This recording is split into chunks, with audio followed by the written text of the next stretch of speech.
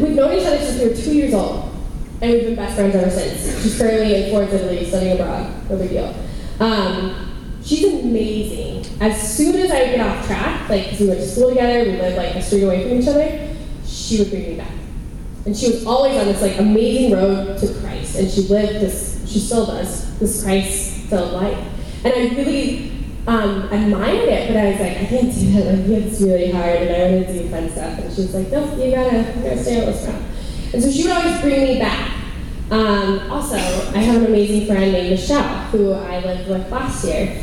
And she really showed me the importance of daily prayer and communication with Jesus. I wake up and she would pray over an hour every single day. Every single day. I don't care if she got 2 hours of sleep, 3 hours of sleep, whatever. She prayed. She would get up and she would pray. And I started following her at that. And we would pray together. And those solid friendships surrounding me made it so much easier to know Christ and to follow him. The second thing is family. I have the most amazing family in the world. I have 2 amazing, loving parents, and I have an older brother who's crazy but loves me to death. And I know that in a heartbeat they would take my place, especially when it was really rough for me. They wanted to take my place so bad. Oh my gosh. We were like at these doctor's appointments, and my mom's just like watching me get the shots. I could just see, she was like, okay, switch places. Okay. It was hard. It was really hard because they didn't like seeing their 13-year-old daughter suffer like that. But I had this amazing support. And the disease, alopecia, is genetic. So my Aunt Lesley, ironic, and her 2 sons, my 2 cousins, also have alopecia. And her 2 sons got it after me. And Lesley, my aunt, never had it to the extent I did, because obviously freshman year I lost it all and started wearing a wig. She just had like a patch or 2 and it was good. But there was something in me that was like, I have to stay strong for them. Like, I have to show them an example. Like, how dare I go and just like be negative and hate God for this reason and then show them that. You know, I have to show my family like how to do this. And especially for those younger boys, my 2 younger boy cousins, they were younger than me and they were getting it at the same time. And yeah, they're boys, but it's still losing their hair. And so having that support group of family was really, really big. So the third thing is sacraments, and adoration in specific for me. And I'm going to tell you why. Because my junior year of high school, I was a confirmation leader at the time, still struggling, but doing a little bit better. And we were going to go into adoration. And my youth leader at the time encouraged us to pray differently this time in adoration. And I was like, okay, so don't go through my list of problems and tell him to fix them. And they're like, yeah, don't do that. They were like, how about you visualize Jesus this time? Stop talking and just picture something. I was like, ooh, I'm good at that because I'm an artist and I design stuff. I can design something in my head where I can see him, right? So I was really excited. I was like, ooh, the word for adoration. Picture Jesus. So we go into adoration, close my eyes, and I just let my imagination take me. And so, first of all, it's like in a setting of a desert. Oh my gosh, Jesus in the desert, always together. So, I had no idea where I was and why I was there, but I was so at peace with the setting, and I was just like, all right, it's all good, something's gonna happen. It's really cool, like golden blanket around me of sand. It's hot, but it's nice. I like it. Suddenly, Jesus appeared at my side. He looked something like that. And he was just there. He didn't say anything to me, but he was just there. And I could tell he wanted me to follow him. So I started walking, so I'm like, oh my gosh, of course I'm going to follow you. Let's go. Where are we going? And I walked with him. And it felt like forever, but we just continued to walk, and no words were said. And then finally, my imagination's crazy, a small pond just appears in the desert. No big deal. And it's like vegetation, jungle all of a sudden, no. And we come to this pond and he like gets down and he takes like a scoop of water to drink. And I look at him like, can I drink too? And he's like, no, go for it. He didn't say anything, but I drink. And he motions for me to look at my reflection. And this is when I noticed in my imagination in this whole thing, I'm wearing my wig. And I look and I'm just like, cool, nothing special, all right. It's all right, it's all right. I look back at him and he's a little disappointed, but he took my face and he looked at me straight in the eyes And he took off my wig. And he took it off, and he said his first words to me, and he said, "It's okay." He said, "It's okay."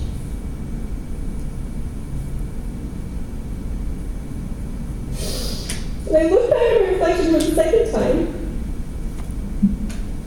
completely bald with a few patches.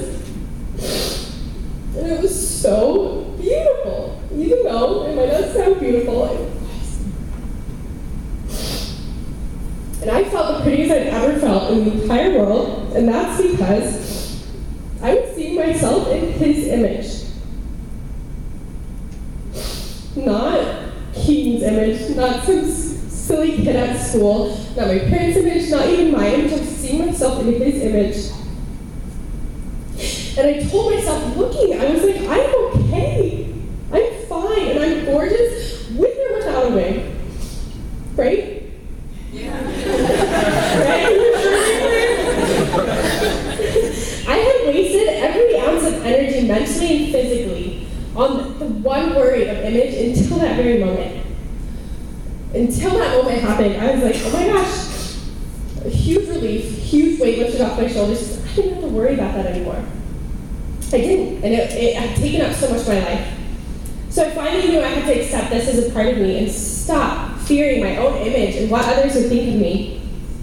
And after that adoration experience, I was like, alopecia is a blessing, not a disease.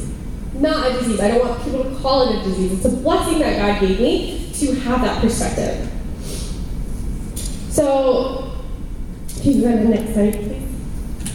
This amazing woman is Blessed Chiara Badano. I'm butchering that.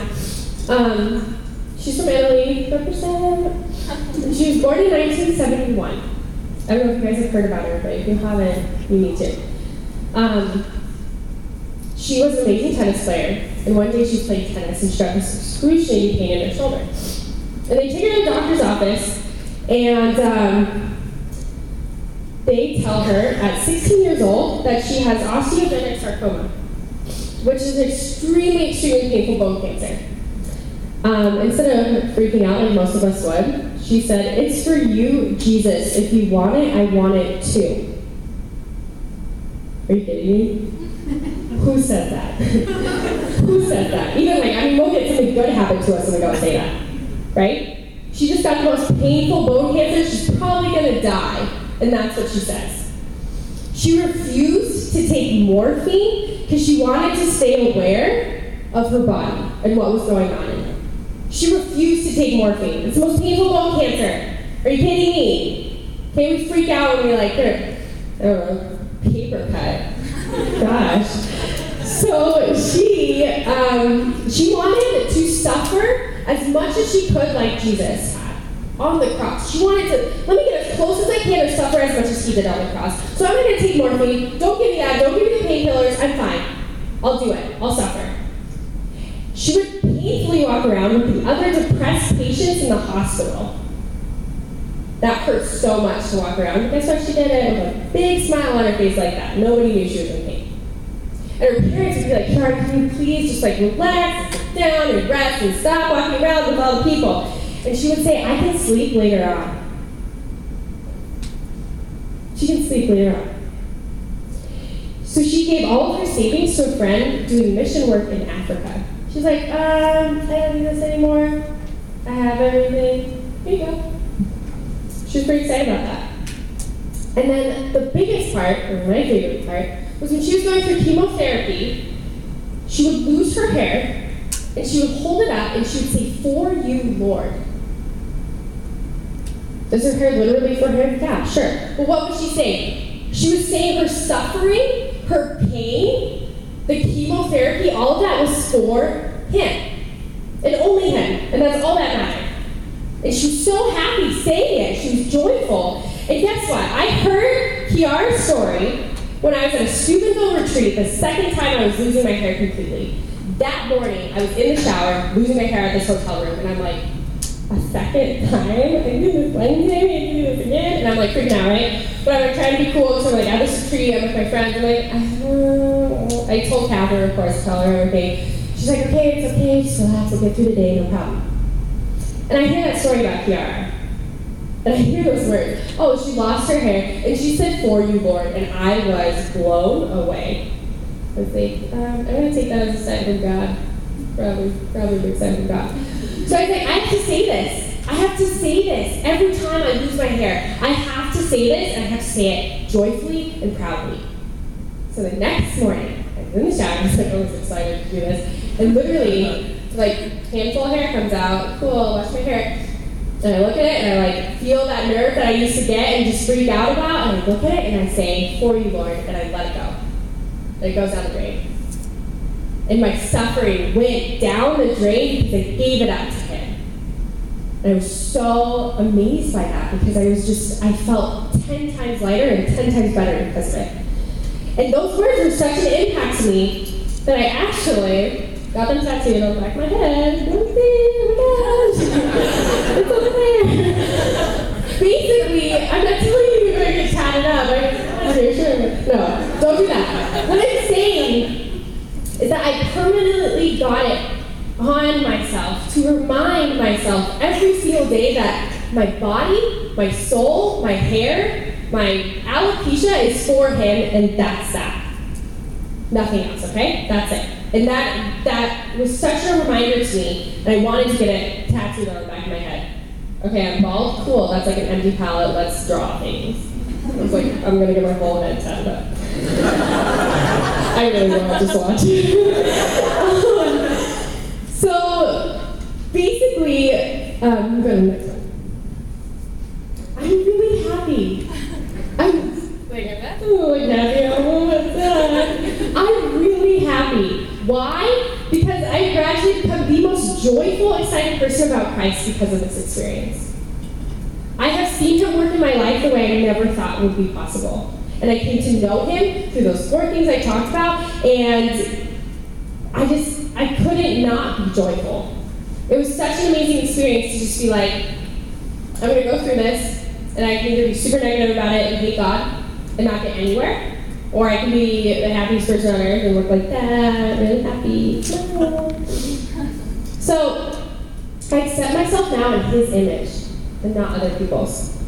And a year and a half ago, I lost all my hair for the 4th time, like, bring it on, alopecia. And this time I lost, there's 3 types of alopecia. There's the areata, where I lost it in patches. There's totalis, where you lose it all on your head completely. And then there's universalis, where you lose it everywhere on your body. So a year and a half ago, I lose it, eyebrows, eyelashes, hair. And I'm like, really? But there's this beautiful place called Ulta, where they have beautiful fake eyelashes and fun stuff to put on your eyebrows. And I was like, literally, I was just like, bring it on, alopecia. I'm like, I don't care, bring it on. Like, I'll do what I need to do. Like, I have God, and that's all that matters, so you can throw whatever you want to throw at me. I don't care anymore. I really don't care. And so, I just saw everything in such a new perspective, and that is all that mattered. And it was because of what Jesus and alopecia had forced me to see. And so many people won't be able to see that perspective, so I'm blessed. I'm blessed to have that perspective. I offer up all of my suffering to Him now. And I wouldn't have been able to do that if I didn't have this. I wouldn't. I had to suffer through it. And I had to offer it up to Him. And a big reason, or a big thing I needed to do was I needed to share my story. I needed to get it out. I needed to tell people. And a big way I did that was I wrote a book about it my senior year. And I got it published. And I was like, this book needs to get out to everybody that it can. Because I want the people who have those insecurities, it could be your hair, it could be something else, it could be anything actually that you're upset about and mad at the world about, and learn from this. And just take it and learn from it and see that if I can do it, you can do it. I'm no more special than you are. You guys can get over those insecurities, obviously. Again, guys, I'm sorry if it doesn't relate to you as much, but I know you can think of an insecurity. I know you can, even if you're not open about it. I know you can. And writing that book was a great way to get it out on paper first, and then just have it be shared to everybody as a story. Now I'm involved as a college student, and I lead my own Bible study. I'm a student-focused missionary, and I'm in discipleship. At first was with Sheena, if you guys know her, and now I am with Emily, and I'm so thankful for that. Because it keeps me growing deeper and deeper in my faith. And it establishes a journey with others that we need in Christ. And I challenge and invite you guys, you can go to the next slide, to the only opinion that matters is God. And He made you in His image and His likeness, and if that's not good enough, I'm sorry, but I don't know what is. Because that's all that matters. If that girl doesn't like how you look, guess what? You weren't made in her image and likeness, so it doesn't matter. It doesn't. Just get over it, okay? It's fine if she doesn't like it. If he doesn't like it. You need to find the people who are going to accept you for you, no matter how you physically look. That is the last thing that matters. And I know that the society makes that really hard, but fight against it. So I challenge you guys. I challenge you to just know that the only opinion that matters is God. And I invite you to just do that with everybody you meet. Try and show them that their physical appearance does not matter and that they should stop worrying.